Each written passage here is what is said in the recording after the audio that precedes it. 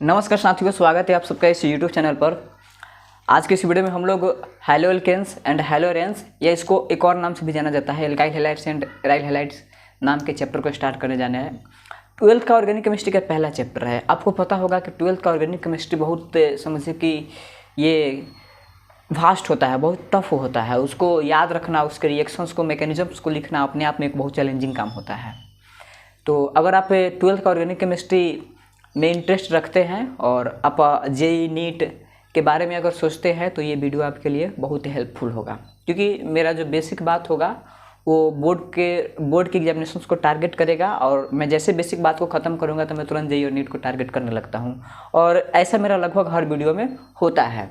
अगर आप केवल प्रॉपर बोर्ड के बच्चे हैं तो हो सकता है कि ये वीडियो आपको समझ में ना आए, लेकिन अगर आपका आईआईटी और नीट का अगर एग्जामिनेशन का पैटर्न आप उसमें देखना चाहते हैं, उस तरह के क्वेश्चंस को बनाना, सॉल्व करना चाहते हैं, तो ये वीडियो आपके लिए प्रॉपर तरीक़ा से आपके लिए सही साबित होगा।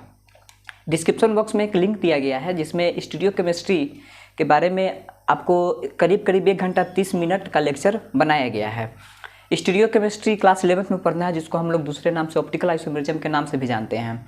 तो स्टूडियो केमिस्ट्री को आप देख लीजिए। स्टूडियो केमिस्ट्री में कौन सी बातें होती है, अगर आप उसको देख लीजिएगा और halo alkanes and halo arenes को पढ़िएगा तो आपको ज़्यादा फायदा होगा। जब SN1 और SN2 रिएक्शन चलने लगेगा तो फिर वहाँ पर दिक्कत होने लगेगा। इसलिए 1-2 लेक्चर तक, जब तक SN1 और SN2 नहीं आता है तब तक उसके पहले आप ऐसे स्टूडियो केमिस्ट्री को आप पढ़ लीजिए, स्ट्रॉन्ग कर लीजिए। तो चलिए स्टार्ट करते हैं आज की इस वीडियो को। पेन और कॉपी ले लीजिए, अपने डिस्ट्रैक्शन को हटा लीजिए। हेडिंग डालिए method of preparation of halo alkanes. Method of preparation of halo alkanes. Halo alkanes को कैसे बनाया जाता है इसके बारे में हम लोग देखेंगे। बाकी आपको पता होगा कि हैलो एल्केन्स क्या होता है, हैलो एरेन्स क्या होता है। बेसिक डेफिनेशन आप कहीं से भी पढ़ सकते हैं। एनसीईआरटी को प्रीफर कीजिएगा, ज़्यादा फायदा में रहिएगा। हैलो एल्केन्स को एल्काइल हैलाइड भी कहा जाता है। अगर मैं हैलो एरेन्स लिखता हूँ तो उसको एराइल हैलाइड भी कहा जाता है। सबसे पहला मेथड है फ्रॉम एल्कोहल। देखते हैं कि एल्कोहल से हैलो एल्केन्स को कैसे प्राप्त करते हैं। देखिए, इसमें आपको लिखना है reaction of alcohol with HX। Alcohol का रिएक्शन कराना है HX यानी कि हाइड्रोजन हाइलाइड के साथ। अब होगा क्या, मैं इसको विथ मैकेनिज्म लिखूंगा। देखिएगा, यहाँ पर लेट सपोज हमारे पास एल्कोहल है और यहाँ पर HX है। अब इस रिएक्शन में होता क्या है कि जैसे कि आप जानते हैं कि OH है तो इसके पास लोन पेयर होगा, और इसके ऊपर आता है पार्शियली माइनस चार्ज और इसके ऊपर आता है partially plus charge. Lone pair इस पर अटैक करता है। जब लोन पेयर अटैक करता है तो अटैक करने के बाद ये जो ROH है, R है, O है, H है, और ये वाला H यहाँ पर आ जाता है। अब चूंकि ऑक्सीजन 2 बॉन्ड बनाता है, और एक बात आपको याद रखना है, अगर कोई भी मेटल है या कोई भी नॉन मेटल है, मतलब समझिए कि दुनिया का कोई भी एलिमेंट है जिसको उसको जितना बॉन्ड बनाना चाहिए ना, अगर उससे ज़्यादा बॉन्ड बना लेता है तो उस पर प्लस चार्ज आ जाता है। अगर उससे कम बॉन्ड बनाता है तो उस पर माइनस चार्ज आ जाता है। मतलब कह सकते हैं कि उसको अगर नॉर्मल बॉन्ड से अगर एक बॉन्ड ज़्यादा बना लिया है तो उस पर एक प्लस चार्ज आ जाएगा, अगर एक बॉन्ड कम बना है तो उस पर एक माइनस चार्ज आ जाएगा। देखिए, ऑक्सीजन को 2 बॉन्ड बनाना चाहिए, ऑक्सीजन यहाँ पर 3 बॉन्ड बना लिया है, मतलब कि एक एक्स्ट्रा बॉन्ड बना लिया है तो इस पर आ जाएगा प्लस चार्ज। अब जब भी ऐसा होता है तो यहाँ पर HX है और यहाँ पर ROH है। अब ROH है तो यहाँ से ये वाला जो ग्रुप होता है ये लिविंग ग्रुप होता है, LG को आप कह सकते हैं लिविंग ग्रुप। तो ये लिविंग ग्रुप है। तो लिविंग ग्रुप में होता क्या है कि यहाँ से H2O निकल जाएगा, वाटर निकल जाएगा तो फिर यहाँ पर बन जाएगा R+। इसको हम लोग कार्बोकेटायन कहा करते हैं। कार्बोकेटायन आप जानते होंगे कार्बोकेटायन क्या होता है। अब R+ हो गया तो फिर इस पर X- आएगा और इस पर अटैक कर देगा, और अटैक करने के बाद यहाँ पर मिल जाएगा RX। तो यही एल्काइल हैलाइड है, एल्काइल हैलाइड, या इसको हैलो एल्केन्स भी कह सकते हैं, हैलो एल्केन्स। तो दिस इज़ द मेथड जिसके जरिए हम लोग एल्कोहल से एल्काइल हैलाइड या हैलो एल्केन्स को प्राप्त कर लेते हैं। अब ये बहुत ही इम्पोर्टेंट तरीका है आपको इस मैकेनिज्म को याद नहीं करना है, कम से कम इतना याद रखिएगा कि एल्कोहल से जब हमें एल्काइल हैलाइड बनाने की आवश्यकता पड़ती है तब वहाँ पर हम HX यूज करते हैं। अब ज़रा लिखते हैं रिएक्टिविटी ऑर्डर। रिएक्टिविटी ऑर्डर क्या होगा इसको ज़रा समझ लेते हैं। रिएक्टिविटी ऑर्डर देखिए, सबसे ज़्यादा रिएक्टिविटी ऑर्डर होता है HI का, उसके बाद होता है HBr, तब होता है HCl और सबसे कम होता है HF। ऑलमोस्ट तो HF का बहुत कम यूज किया जाता है, HCl, HBr, HI का ज़्यादा यूज किया जाता है। HI का रिएक्टिविटी ऑर्डर इसलिए ज़्यादा होता है क्योंकि इसका जो बॉन्ड लेंथ होता है ना वो सबसे ज़्यादा होता है, इसका बॉन्ड लेंथ की लंबाई सबसे ज़्यादा होता है। HBr का इससे कम और सबसे छोटा है HF का। आप जानते हैं जिसका बॉन्ड जितना लंबा होता है ना उसको तोड़ना उतना आसान होता है, उसकी स्टेबिलिटी उतनी कम होती है। इस वजह से HI का रिएक्टिविटी ऑर्डर यहाँ पर सबसे ज़्यादा होगा। अगर यहाँ पर कार्बोकेटायन बना है, कार्बोकेटायन की बात करें तो 3 डिग्री कार्बोकेटायन का स्टेबिलिटी सबसे ज़्यादा होगा, तब होगा 2 डिग्री, तब होगा 1 डिग्री, उसके बाद मिथाइल जो भी होता है। तो ये रिएक्टिविटी ऑर्डर भी बहुत इंपॉर्टेंट है। सबसे ज़्यादा रिएक्टिविटी होगा HI का, उसके बाद होगा HBr, उसके बाद HCl, उसके बाद HF। अगर कार्बोकेटायन की बात करें तो 3 डिग्री कार्बोकेटायन की स्टेबिलिटी सबसे ज़्यादा होती है, उसके बाद होती है 2 डिग्री कार्बोकेटायन की और उसके बाद होता है 1 डिग्री कार्बोकेटायन की। आई होप ये चीज़ आपको समझ में आ गया होगा कि हैलोएल्केन्स को हम एल्कोहल से कैसे प्राप्त करते हैं। चलिए, तो आपने देख लिया कि एल्कोहल से एल्काइल हैलाइड या हैलोएल्केन्स को कैसे प्राप्त करते हैं। अब हम लोग देखेंगे लुकास टेस्ट के बारे में। तो आपको हेडिंग डालना है लुकास टेस्ट। लुकास का टेस्ट NCERT में बहुत अच्छा से मेंशन किया गया है। लुकास एक साइंटिस्ट का नाम है। अब लुकास का टेस्ट ये चेक करने के लिए देखा जाता है कि जो हमारा गिवन एल्कोहल है ये 1 डिग्री का है कि 2 डिग्री का है कि 3 डिग्री का है। तो test for 1 degree, 2 degree and 3 degree alcohol, इन सभी एल्कोहल की पहचान करने के लिए लुकास टेस्ट का यूज करते हैं। अब इसमें ना एक लुकास रिएजेंट आता है, उसके पहले आपको समझना होगा लुकास रिएजेंट। अब देखिए लुकास रिएजेंट क्या होता है। लुकास रिएजेंट में जैसे कि conc HCl plus anhydrous ZnCl2,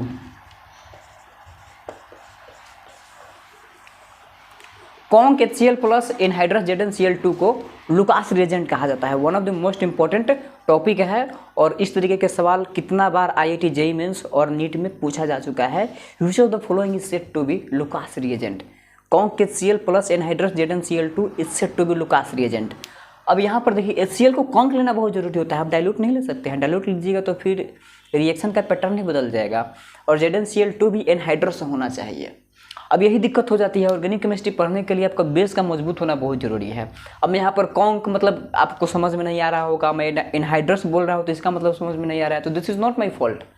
आपने 11th में अच्छा से नहीं पढ़ा है, आपने 11th में रेडॉक्स टाइट्रेशन नहीं पढ़ा, आपने 11th में आयनिक इक्विलिब्रियम नहीं पढ़ा, आप 11th में स्टेट्स ऑफ मैटर नहीं पढ़े, आप 11th में केमिकल बॉन्डिंग नाम का जो चैप्टर था उसको नहीं पढ़े, तो फिर वहाँ पर आपको कॉन्क, एनहाइड्रस, पेरोक्साइड इसको समझने में बहुत दिक्कत होगा। इसलिए 11th क्लास को पढ़ करके आने के बाद ही ऑर्गेनिक केमिस्ट्री समझ में आता है 12th का।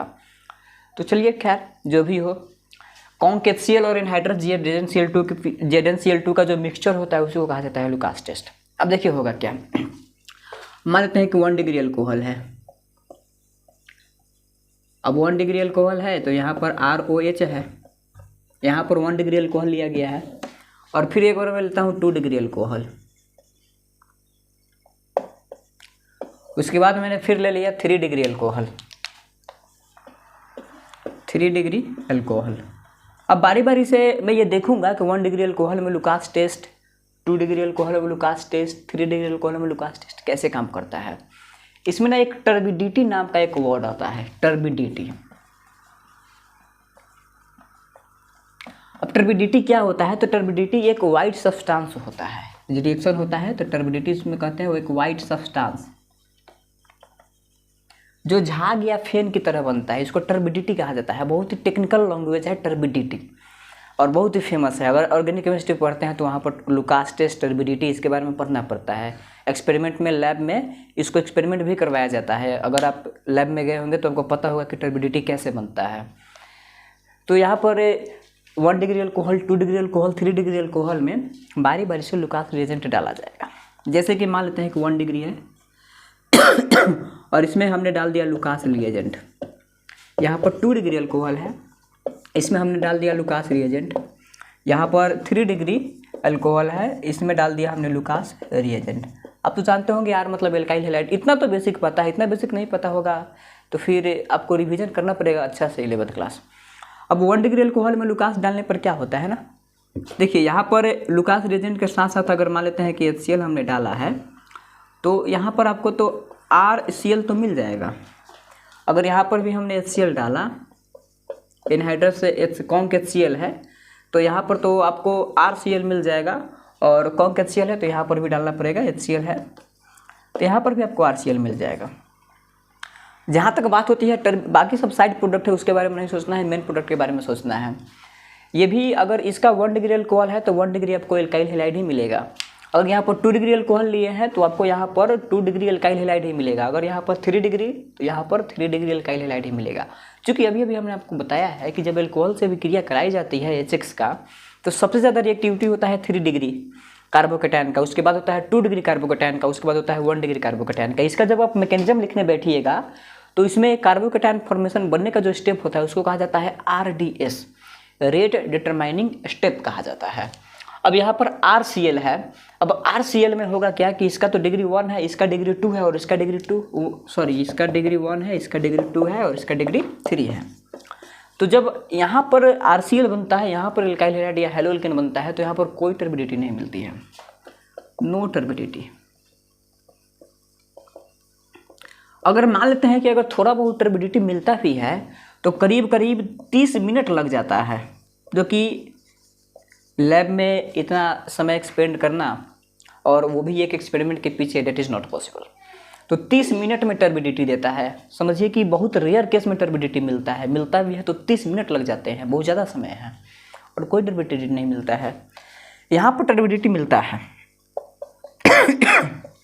यहाँ पर आपको टर्बिडिटी देखने के लिए मिल जाएगा। यहाँ पर जो समय लगता है वो 5 से 10 मिनट के आसपास का समय लगता है। 2 डिग्री अल्कोहल में जो टर्बिडिटी मिलता है वो करीब करीब 5 से 10 मिनट का समय लगता है उसको। और 3 डिग्री में इमीडिएटली स्पेलिंग देख लीजिएगा अपना, इमीडिएटली टर्बिडिटी। अब इमीडिएटली टर्बिडिटी मतलब इतना जल्दी आता है ना कि समझिए कि 5 सेकंड के अराउंड ही आपको यहाँ पर टर्बिडिटी देखने के लिए मिल जाएगा। तो आपको इतना बात तो याद हो गया कि लुकास रिएजेंट किसे कहते हैं। Conc HCl plus anhydrous ZnCl2 को लुकास रिएजेंट कहा जाता है। लुकास रिएजेंट या लुकास टेस्ट हम कब करते हैं तो एल्कोहल की डिग्री पहचान करने के लिए, कौन 1 डिग्री है, कौन 2 डिग्री है, कौन 3 डिग्री है। अगर कोई एल्कोहल है और वो कोई टर्बिडिटी नहीं दे रहा है या समझिए कि करीब करीब आधा घंटा के आसपास टर्बिडिटी देता है तो पक्का 1 डिग्री एल्कोहल होगा। अब फिर हम लैब में गए और हमने टाइम देखा, टाइम देखने के बाद हमें 5 से 10 मिनट में अगर टर्बिडिटी मिला तो ये पक्का 2 डिग्री अल्कोहल होगा। अगर इमीडिएटली टर्बिडिटी मिल गया तो इसको कहा जाएगा 3 डिग्री अल्कोहल। तो आई होप आपको लुकास टेस्ट, लुकास रिएजेंट के बारे में समझ आ गया होगा। तो चलिए आपने लुकास टेस्ट के बारे में समझ गए। अब अगला रिएक्शन जो होता है देखते हैं। ROH का रिएक्शन होगा किसके साथ, PX3 के साथ, और एक बार ROH यानी कि अल्कोहल का रिएक्शन होगा PX5 के साथ। बहुत ही इंपॉर्टेंट रिएक्शन है। अब इसका जो इंटरमीडिएट, इसका जो प्रोडक्ट आता है वो P ब्लॉक में भी यूज हो जाता है। समझिए कि अगर हम X के जगह पर Cl लेंगे तो PCl3 हो जाएगा, और X के जगह पर अगर ClBrI, अगर X के जगह पर Cl यहाँ पर लिया जाएगा तो PCl5 हो जाएगा। अब रिएक्शन कैसे होता है ये इंपॉर्टेंट होता है। अब मैं आपको टेक्निक बताऊंगा कि रिएक्शन को याद कैसे करते हैं। देखिएगा ROH है तो इसको 3 बार लिख लीजिए, ROH, यहाँ पर भी लिखना है ROH। अब यहाँ पर है P, X को लिखिए 3 बार, यहाँ से आप P लिख लीजिए और X 1 2 3। इसको अब क्या करना है कि प्रोडक्ट के रूप में निकाल देना है। दोनों रिएक्शन किया। अब होता क्या है कि इसमें RXXX, RX यहाँ पर आपको 3 एल्काइल हैलाइड मिल जाएंगे, 3 हैलोएल्केन्स मिल जाएंगे, 3RX हो जाएगा प्लस, और यहाँ पर एक प्रोडक्ट बनता है H3PO3 जो कि बहुत इंपॉर्टेंट है। देखिए H3PO3, H3PO3 बहुत इंपॉर्टेंट है। अब इसको हाइड्रोजन फॉस्फोरस एसिड कहा जाता है, और साथ ही साथ हमसे ये भी पूछा जाता है कि एल्काइल हैलाइड के कितने मॉलिक्यूल्स बनेंगे, तो 3 मॉलिक्यूल्स बनेंगे। चलिए, आपको याद हो गया। और इसमें फास्फोरस का हाइब्रिडेशन भी पूछा है, अगर आपको मालूम है तो इसका हाइब्रिडेशन आप कमेंट बॉक्स में बता दीजिएगा। हाइब्रिडाइजेशन पूछा जाता है इसमें। चलिए, अब आते हैं इसमें POX पर। देखिए इसमें वो क्या होता है कि इसमें आप अरेंजमेंट को ज़रा इस तरीके से सजा दीजिएगा। यहाँ पर लिखिएगा PX3 और यहाँ पर लिखिएगा X और यहाँ पर भी एक लिखिएगा X। आई थिंक यही होगा ROH, यहाँ पर ROH है, ROH। जब ऐसे अरेंजमेंट को लिखते हैं तो RX निकलता है, तब HX निकलता है, तब POX3 निकलता है। मेन प्रोडक्ट तो RX हो गया, यही चाहिए, हेलो एल्केन ही बनाना है। इसके बाद HX आ जाता है, तब आ जाता है POX3। दोनों इम्पोर्टेंट, बहुत ही इम्पोर्टेंट है, किसी भी हाल में आप इसको याद करके जाइएगा। बोर्ड में सवाल इस तरीके से पूछा जाता है कि क्या होता है जब ROH के साथ PCl3 की प्रतिक्रिया कराई जाती है। ये भी पूछ सकता है कि क्या होता है जब ROH के साथ PCl5 की प्रतिक्रिया कराई जाती है। बाकी तो ये IIT और नीट का टॉपिक है, इस तरीके के बहुत सारे सवाल बनाए जाते हैं। और ये IIT का प्रीवियस ईयर का सवाल है कि जब एल्कोहल के साथ PCl3 की रिएक्शन कराई जाती है तो वहाँ पर जो फास्फोरस एसिड बनता है उसमें फास्फोरस का हाइब्रिडेशन क्या होता है। ऑप्शन भी 4 दिया हुआ था, Sp था, Sp2 था, ऑप्शन सी में Sp3 था और ऑप्शन डी में Sp3D। जो आपको ऑप्शन सही लगेगा बढ़िया से 5 मिनट 10 मिनट समय लीजिएगा और इसको ज़रा बताइएगा कि ABCD में से क्या आंसर होगा। चलिए, अब हम लोग नेक्स्ट मेथड की ओर बढ़ते हैं। यह मेथड NCERT का एकदम हाईलाइटेड टॉपिक है जिसको डार्जन रिएक्शन के नाम से जाना जाता है। हेडिंग डालना है आपको, डार्जन्स रिएक्शन। डार्जन्स रिएक्शन समझिए, NCERT इसको बहुत हाईलाइट करके लिखा हुआ है, कितना इंपॉर्टेंट ये टॉपिक है डार्जन्स रिएक्शन। ऑर्गेनिक केमिस्ट्री के जितने भी नेम रिएक्शंस होते हैं सब काफ़ी इंपॉर्टेंट होते हैं, पॉपुलर होते हैं, उनको याद रखना और याद करके एग्जामिनेशंस में जाना तो बहुत सारे क्वेश्चंस बन जाते हैं। ऑर्गेनिक केमिस्ट्री के नेम रिएक्शंस को बार बार रिवाइज भी करना पड़ता है। वैसे तो ये बहुत समझिए कि टफ होता है, आज याद करने के बाद फिर 2 दिन के बाद ये माइंड से डाइल्यूट हो जाता है, बट बार बार रिविजन करने से याद हो जाता है। डार्जन रिएक्शन देखिए, एल्कोहल की जब प्रतिक्रिया कराई जाती है SOX2 के साथ तो इसमें जो भी प्रोडक्ट बनता है और इस अभिक्रिया का ही नाम है डार्जन रिएक्शन। अब डायरेक्ट आप प्रोडक्ट याद रखिएगा तो थोड़ा सा दिक्कत होता है। अब इसमें देखिए टेक्निक क्या अपनाना है। यहाँ पर लिखना है O, यहाँ पर लिखना है H, यहाँ पर लिखना है R, हो गया। इसके बाद यहाँ पर लिखना है SO और यहाँ पर X और यहाँ पर X। एल्कोहल हो गया ROH SOX2, तो यहाँ पर SO लिखना है, X लिखना है और यहाँ पर X लिखना है। अब प्रोडक्ट में क्या होगा, ये दोनों आपस में और ये दोनों आपस में रिएक्शन करके बाहर निकल जाएंगे और यहाँ से निकल जाएगा SO2 गैस। तो आपका जो मेन प्रोडक्ट है वो तो HX है। उसके बाद क्या मिला RX, सॉरी मेन प्रोडक्ट को आपका RX है। एल्काइल हैलाइड बनाना है, मिल गया RX। इसके बाद का जो प्रोडक्ट होगा वो होगा HX, तब आ जाएगा SO2। इसी को आप लोग जैसे कि यहाँ पर मैंने SOX2 लिखा है, SOX2, तो SOX2 को कहा जाता है SOX2, इसी को कहा जाता है डार्जन रिएजेंट। SO2 है तो इसको कहा जाएगा सल्फर डाइऑक्साइड। और यहाँ से आपको जो हेलो एल्केन था वो आपको मिल गया, हेलो एल्केन्स। तो ये बहुत ही पॉपुलर नेम रिएक्शन है डार्जन रिएक्शन।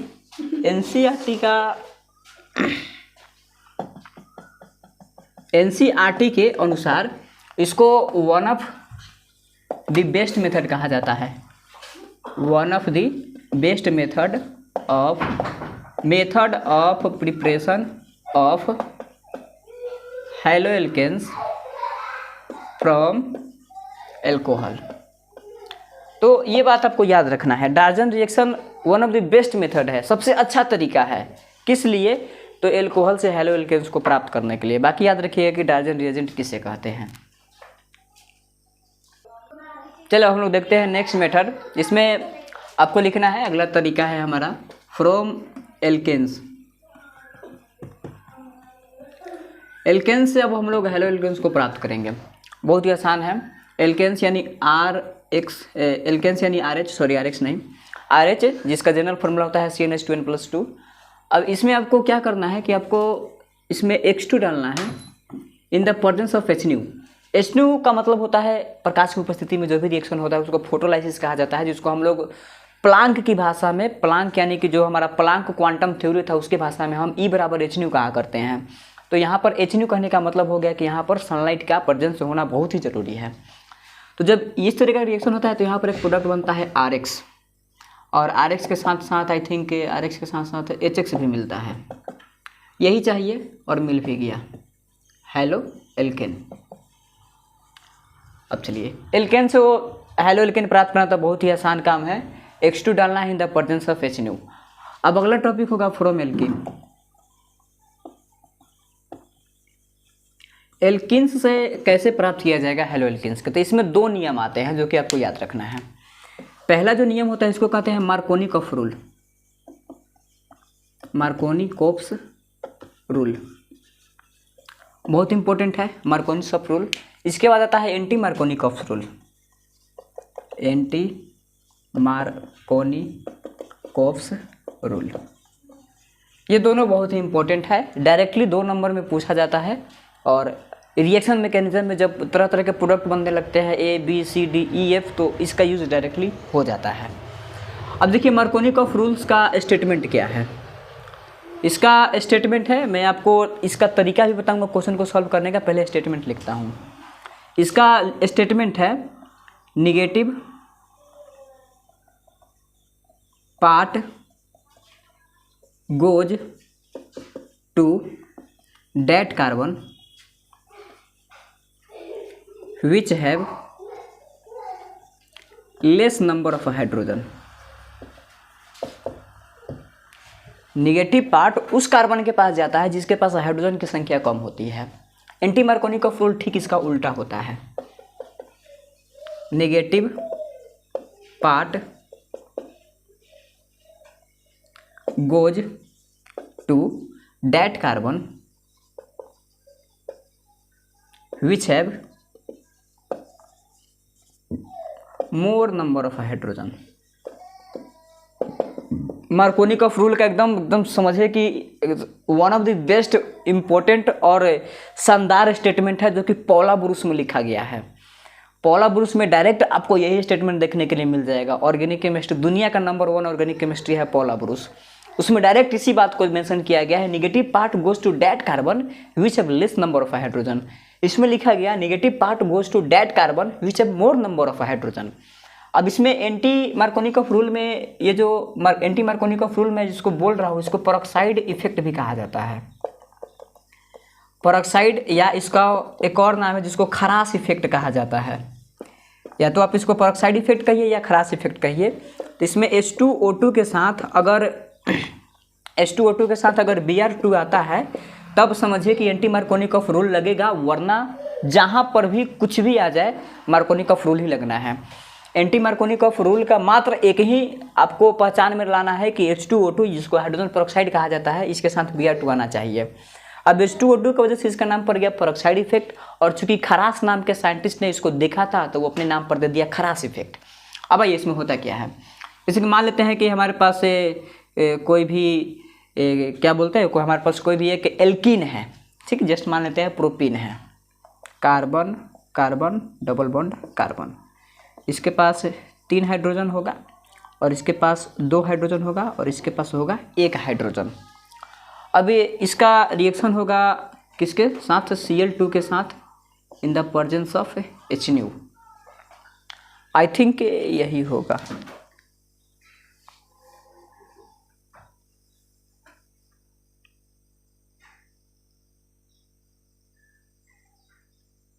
हाँ, तो यहाँ पर एल्किन्स में यहाँ पर HX आ जाएगा।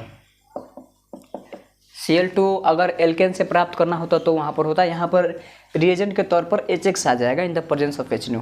जैसे कि मान लेते हैं कि यहाँ पर HCl है, तो जब इसको तोड़ा जाएगा तो इस पर आ जाएगा निगेटिव और इस पर आ जाएगा positive, del negative del positive. तो कहा गया है कि निगेटिव पार्ट उस कार्बन के पास जाएगा जिसके पास हाइड्रोजन की संख्या कम होगी। तो इसके पास हाइड्रोजन की संख्या कम होगी यहाँ, क्योंकि यहाँ पर हाइड्रोजन है और यहाँ पर 2 हाइड्रोजन है। और जब इसके पास हाइड्रोजन की संख्या कम है तो कार्बन CH3 और ये तो डबल बॉन्ड टूट जाएगा CH2 और इसके पास एक पहले से हाइड्रोजन है और इस कार्बन पर आ जाएगा निगेटिव और इस पर आ जाएगा पॉजिटिव, क्योंकि क्लोरीन पर निगेटिव है और निगेटिव उसके पास जाएगा जिसके पास हाइड्रोजन की संख्या ज़्यादा होगी। अब इसमें अगर मान लेते हैं कि वही है CH3, यहाँ पर CH है, डबल बॉन्ड है, CH2 है और यहाँ पर H2O2 प्लस Br2 का इस्तेमाल अगर किया जाए, क्योंकि Br2 पर ही केवल पेरोक्साइड इफेक्ट लगता है और किसी चीज़ पर नहीं लगता है, तो इसमें निगेटिव पार्ट उसके पास जाएगा जिसके पास हाइड्रोजन की संख्या ज़्यादा होगी, तो यहाँ पर निगेटिव पार्ट चला जाएगा। लिखेंगे CH3 CH CH2 और यहाँ पर आ जाएगा Br और HBr है, सॉरी यहाँ पर Br2 नहीं होगा, HBr होगा और यहाँ पर आ जाएगा हाइड्रोजन।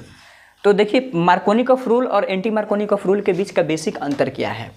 अब मैं यहाँ पर आपको नोट में एक बात लिखवाता हूँ। मार्कोनिकॉफ रूल ठीक है, आपने स्टेटमेंट याद कर लिया, लेकिन बहुत ऐसा जगह है जहाँ पर ये स्टेटमेंट फेल हो जाता है, तो फिर कैसे हम डिसाइड करें? तो विथ मैकेनिज्म यहाँ पर 3 डिग्री कार्बोकेटायन, 2 डिग्री कार्बोकेटायन और 1 डिग्री कार्बोकेटायन का रिएक्टिविटी ऑर्डर देखा जाता है। और मार्कोनिकॉफ रूल का सबसे खास बात होता है, मार्कोनिकॉफ रूल का, जैसे कि पेरोक्साइड है तो पेरोक्साइड और एंटी मार्कोनिकॉफ रूल दोनों का सबसे खास बात होता है, अगर रीअरेंजमेंट है तो उसमें लगा दीजिए, जिसको कहा जाता है रीअरेंजमेंट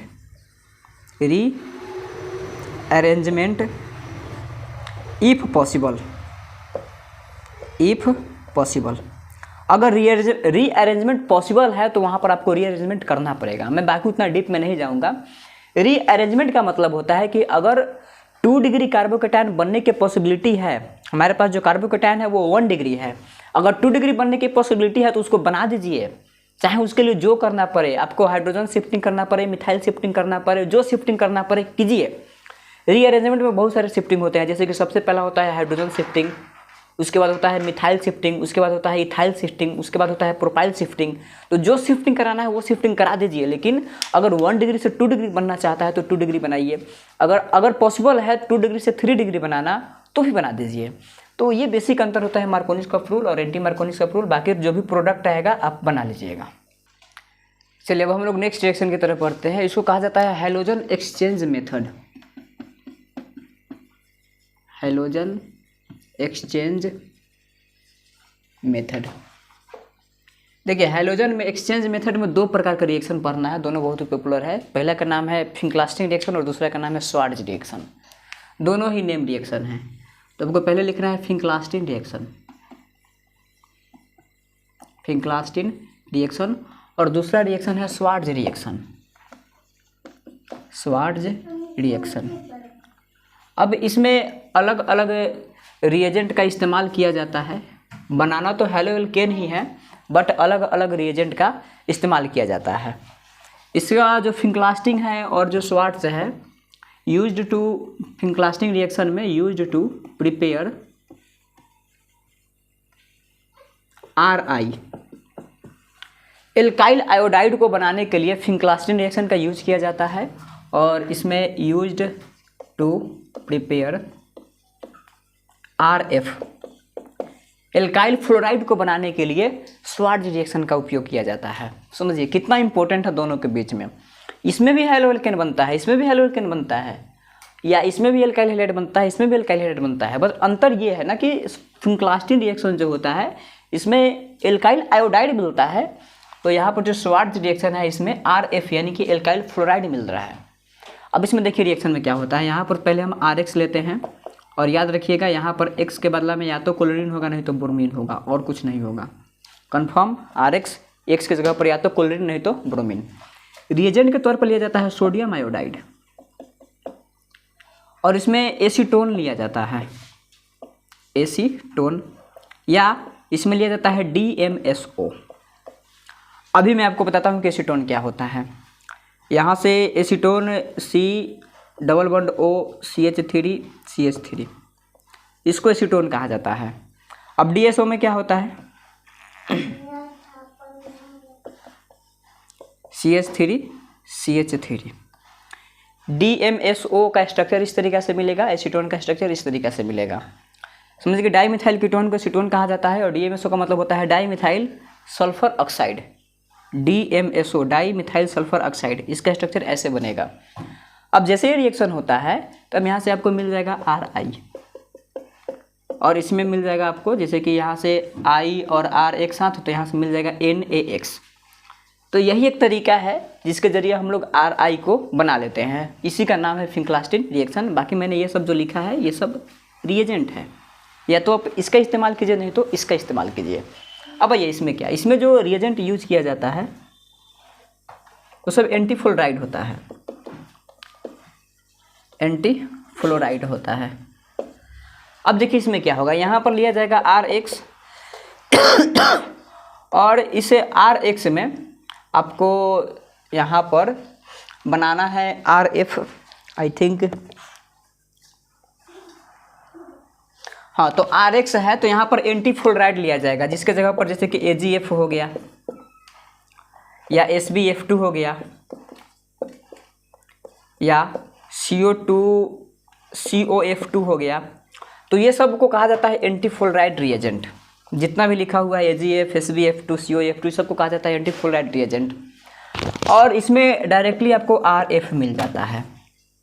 इसमें अगर आप केवल AgF याद रखते हैं, मान लेते हैं कि आपने RX लिखा और यहाँ पर डाल दिया AgF, तो आपको क्या होगा, R के साथ F मिल जाएगा, RF, और यहाँ पर Ag के साथ X मिल जाएगा, Ag के साथ X, और ये एक PPT बन जाता है। PPT यानी प्रेसिपिटेट कहते हैं, अब PPT के बारे में आप जानते होंगे। तो this is the basic difference between Finkelstein reaction and Swarts reaction, और इस कंसेप्ट के जरिए आप कोई भी क्वेश्चन सॉल्व कर सकते हैं, बस वो फिंक्लास्टिंग और स्वार्ट्ज से रिलेटेड होना चाहिए।